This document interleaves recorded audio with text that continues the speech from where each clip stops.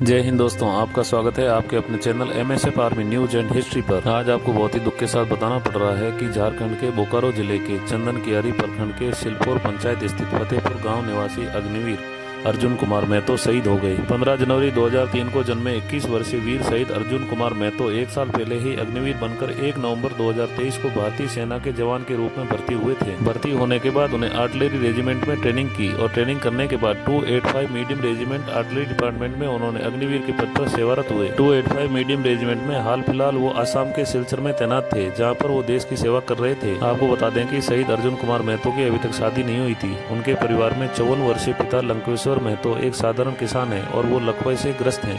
उनके परिवार में उनके एक भाई और 2 बहनें हैं। पूरी घर की जिम्मेदारी उनके ऊपर ही थी। कुछ दिन पहले ही छुट्टी पर घर आए थे और वापस ड्यूटी पर जाते समय बोला था कि बहुत जल्दी छुट्टी घर पर आऊंगा और अपनी बहन की शादी करवाऊंगा, लेकिन भगवान को तो कुछ और ही मंजूर था। छुट्टी बिताकर वापस ड्यूटी जाने के बाद वो अपना कर्तव्य निभा रहे थे, तभी 21 नवंबर की रात को आतंकी मुठभेड़ हुई। उसमें उनको गोली लग गई, वो देश के लिए शहीद हो गए। जैसे ही अर्जुन कुमार महतो के शहीद होने की खबर उनके परिजनों को लगी तो उनके बहन, भाई और पिता का रो रो कर बुरा हाल हो रहा था।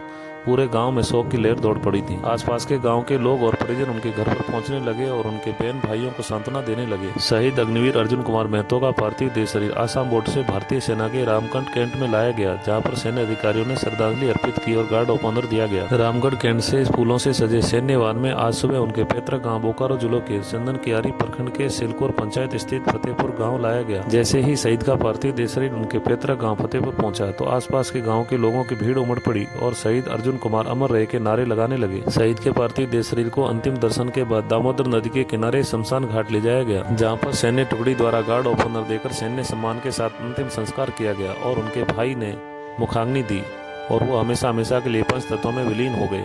हम सैल्यूट करते हैं, नमन करते हैं देश के ऐसे वीर जवान को जो देश की सेवा करते करते अपने प्राण न्यौछावर कर देते हैं। जय हिंद।